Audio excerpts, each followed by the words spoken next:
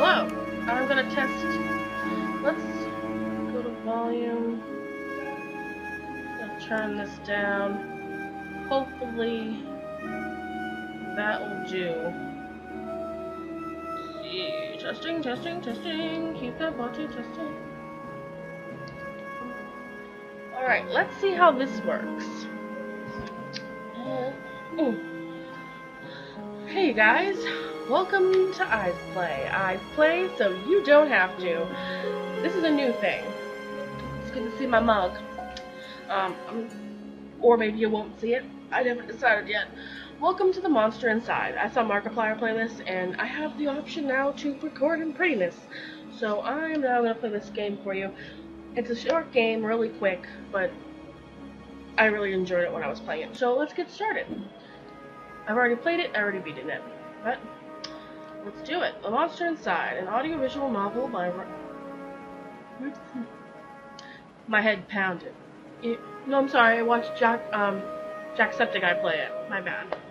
I watched Jacksepticeye. I watched them both so much. Kind of blends in together. My heart pounded. Ears still ringing slightly. Some of the worst nightmares I've had in years left me reeling like I've been punched in the jaw. But just like any other day, I dragged myself to the office. I really do like the art. It's really awesome. Like this little details, like the smoke going up and everything. I love it. There was another notice on the door from Mayor Grandy's office. Permit's out of date. He didn't like me much, and they were trying to drown me in paperwork. It was a slow month, weeks since I've had any real case to work on, so I passed the time pacing the office, smoking and staring at the mirror in the corner, safely covered with an old bed sheet. Bop-a-doo.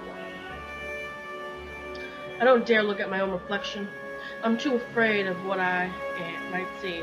Afraid someday I might have to face what I really am. The girl came in so quiet I nearly choked on my cigarette. Mister? Please, you gotta help me, mister. Calm down now. Sit and talk slow. Yeah? What can I help you with? You ever hear of knocking first? Let's go with, yeah. What can I help you with? Please, no one else will listen to me. Go on. She eyed me with just a dash of suspicion as I tossed back a handful of pills and chased them with a swig of whiskey. I could tell this might take a while. Her name was Lily. She told me she was his mistress, the man all over the newspapers, the infamous banker, Mr. Reginald Farnsworth. Mr. Farnsworth was a drunk, philandering bastard, but this girl seemed genuinely concerned that he had recently gone missing. Less concerned about the fact that Mr. Farnsworth's wife had just turned up dead in Central Park 2 nights ago. You don't understand. He just couldn't have done it. He hated his wife, but he couldn't have killed her. Everyone thinks it was him, and no one believes me. He's gotta be in trouble. I ain't saying I believe you, but what makes you think he's in danger? Case looks pretty simple to me. Case looks really simple to me. Well, Mr. Jack. You can just call me Jack. Jack, whoever did that to his wife must have been the one who took him. He would have never left without me. He promised me. I'm sure Mr. Farnsworth promised this poor girl a lot of things. Please, the cops won't listen to me, and they want to bring him in on charges. You've got to prove it wasn't him before they find him. Honestly, I doubt they're in too much of a hurry. Farnsworth had practically the entire police force in his deep pockets, probably why they haven't found much yet. If they found him and brought him in, it would be due to public pressure. Sometimes a mob with pitchforks is more dangerous than one man with money. Let me turn this on. I have my AC on. Maybe that will help with the sound. You got my curiosity, but you might not like what I find. I can help you. We'll get to the bottom of this, don't you worry now. Let's be nice. We'll get to the bottom of this. Oh, thank you, Mr. Jack. Thank you, but please, be careful. I don't think this was any murderer or kidnapper. I think it was a beast. Beast. The word struck me funny, like when you jar your elbow on a hard corner. Not a word many use these days, except in hushed whispers and bedtime stories for children. Oh, they were real enough, all right, but they got better at hiding, controlling their unseemly urges. But I hadn't seen any monsters in nearly 15 years, back when I was still a cop myself. Well, that's definitely an interesting theory. I can help you. We'll get to the bottom of it. Don't worry now. Leave the detective work to me. Let's not jump to conclusions here. I can help you. We'll get to the bottom of this. Don't you worry. Good. Let me turn off my sound before we continue.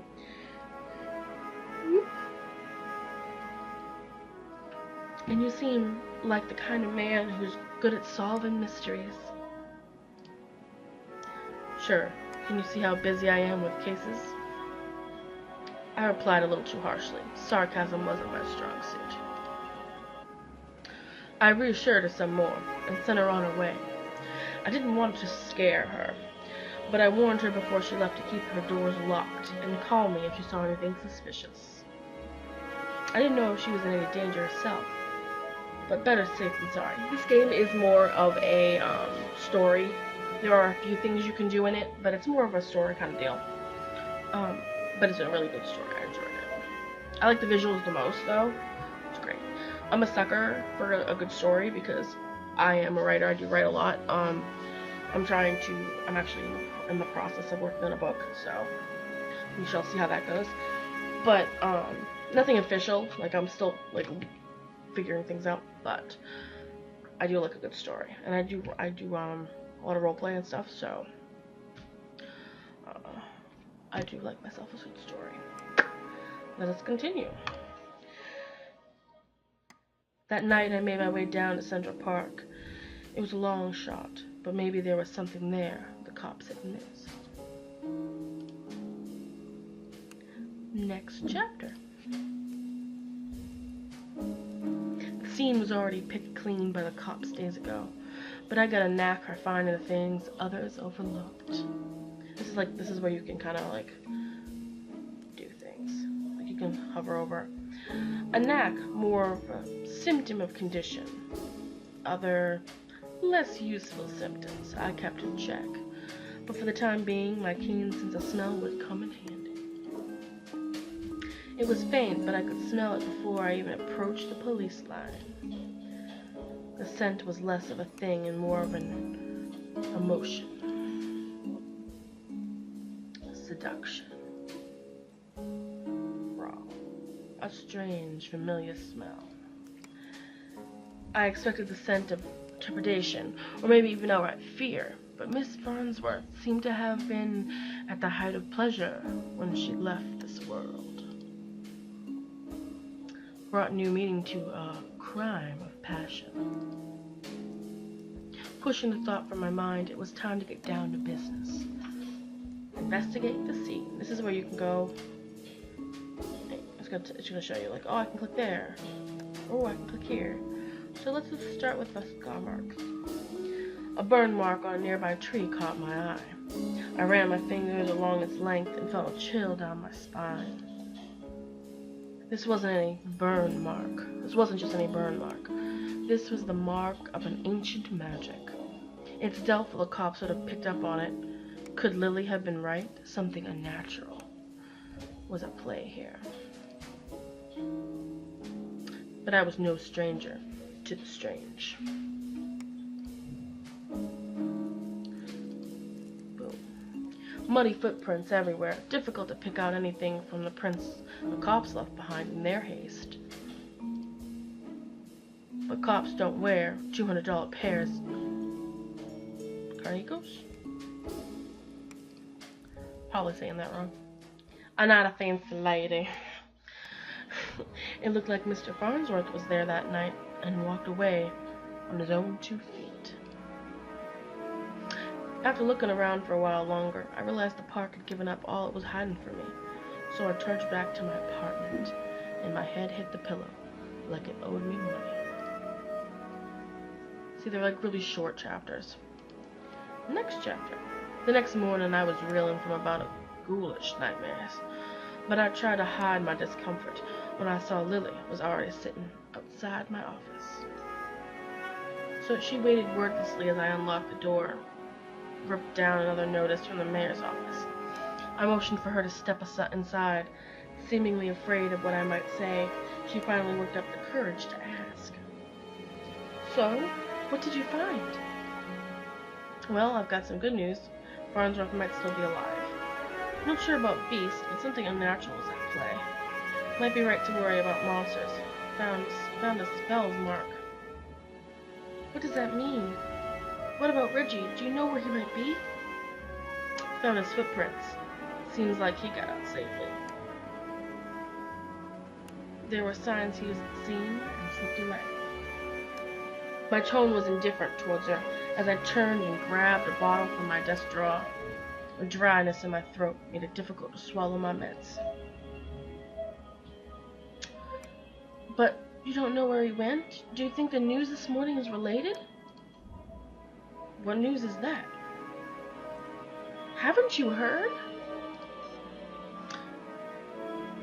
Nope. Rough night, followed by a rough morning. They found the police chief's wife dead down at the docks. They say it happened last night. Let me guess. Chief Amato is missing too. My face might have betrayed a hint of satisfaction as she confirmed my suspicions, but it faded quickly. Amato was a shit cop and a shit chief. He was half the reason I left the force, but now his wife was dead and I had more questions than I did the day before. Gears in my head started to spin, which wasn't helped by the splitting pain in my temples. I told Lily I needed time to work, and she left slightly dejected, wanting more answers than I could provide. That night, after the cops had cleared out the docks, I would slip down and see what I could uncover concerning Mrs. Amato's untimely demise. Next chapter. The cold air smelled strongly of salt and oil and... could it be? That smell again, like someone had bottled pure arousal and used it as perfume. It hit me like a long-forgotten memory, but the sensual fumes soon gave way to a rush of adrenaline. I knew exactly what the scent reminded me of, and that scared me more than not knowing. I looked down at my hands, shaking, the nightmares, the headaches. No, I was better now, reformed. I had to focus, no jumping to conclusions. Follow the evidence. Let's investigate the scene. Red Phoenix cigarettes, some shitty brand I smoke every day. Everyone's got their vice.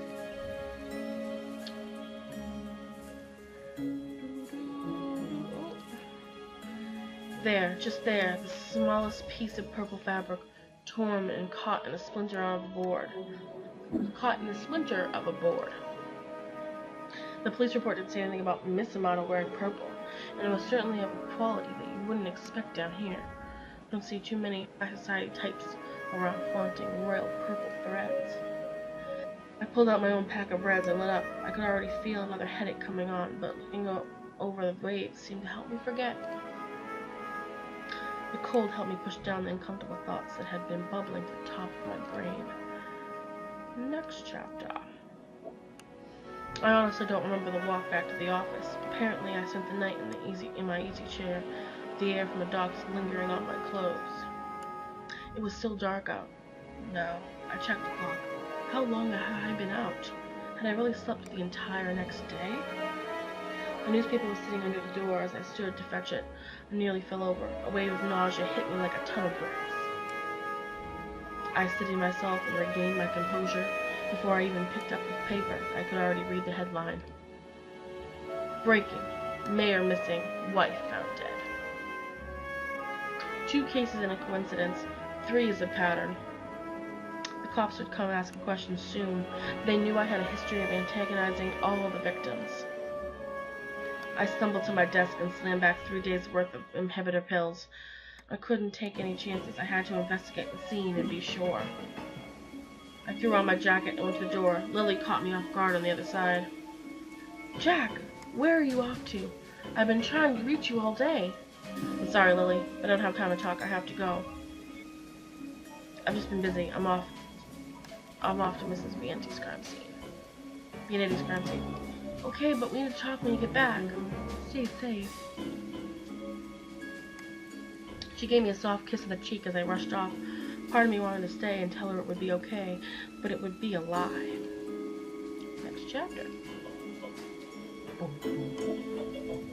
The alley was located just behind the high-rise apartments where Mayor Batty and his wife lived.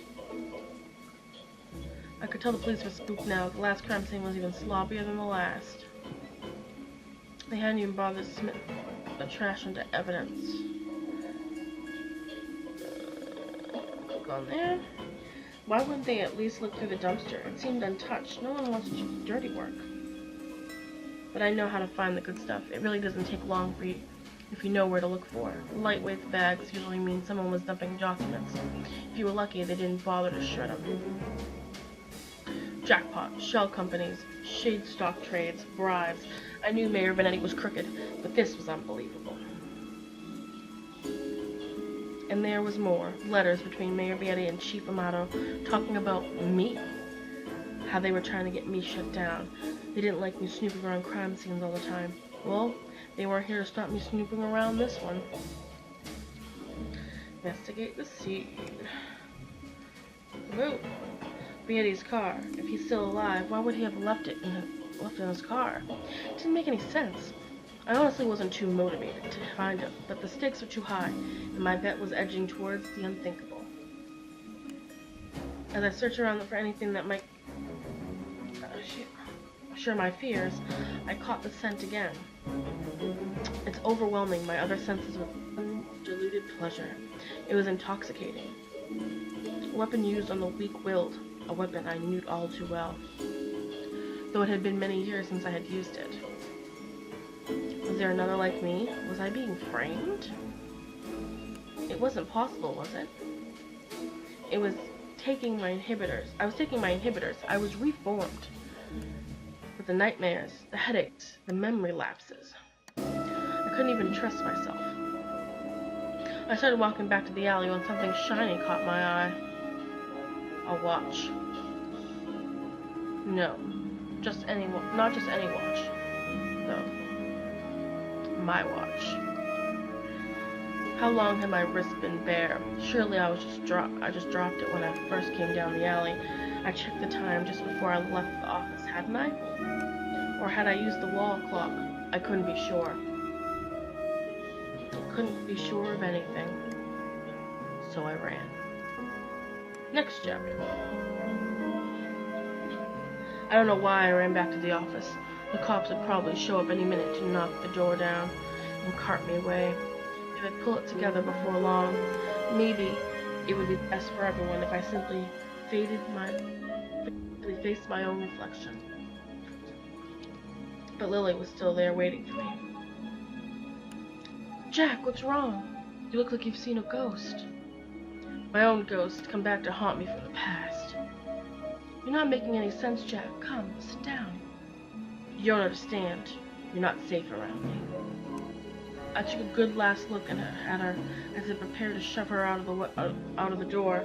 I noticed she was wearing the same thing she had when she first came to my office 3 days ago. Beautiful purple dress. Odd that I hadn't really noticed before, but it made her seem out of place, out of time. And it was frayed around the edges, torn in places. My chair caught my fall as my knees failed me. It was you. You were the monster. Succubus. Oh, Jack, we are one and the same, you and I. We are both monsters. I'm simply more honest with myself. There's no such thing as reformation. Those pills you take only make you dull. Beasts like us should never suppress our true natures as you have Those men were probably dead now too, I figured. She probably took them to her lair and harvested their seed. Yeah. So, you done all this just to wake me up? You could say that, though it seems enough just to have you doubt yourself. You believe you are still capable of such horrors, which means deep down, you probably are. You can't escape it. Now I need you to complete the deed. You took my watch, messed with my head. Oh, don't act like I didn't do you any favor. Those men hated you and wanted you gone, and now they are gone. I mustered the strength to stand again, moved casually to the window by the corner. She was right about one thing. I was dull, weak, compared to her. If I refused her and she attacked me, I was a dead man. I had to keep her talking. I never met a succubus who seduced and kills women. Oh please, such a 14th century stereotype. I don't discriminate when it comes to pleasure of the flesh. But I do still need an incubus like yourself to take the tainted seed I've harvested from those awful men and plant it among the fertile masses for me. I'm tired of draining my lovers just to survive. I'm ready to settle down and start a family. I'm not yelling. My throat hurts. That maniacal laughter. I positioned myself carefully, making sure she was looking in my direction. Sorry, but I'm not your guy. With a flick of my wrist, I whipped the old bedsheet off of the corner of the mirror. Lily was blinded by her own reflection and sucked into the mirror with a painful, monstrous scream. Trapped. Shielding my own eyes, I pulled a revolver from my desk side drawer, aimed it at the mirror, and fired.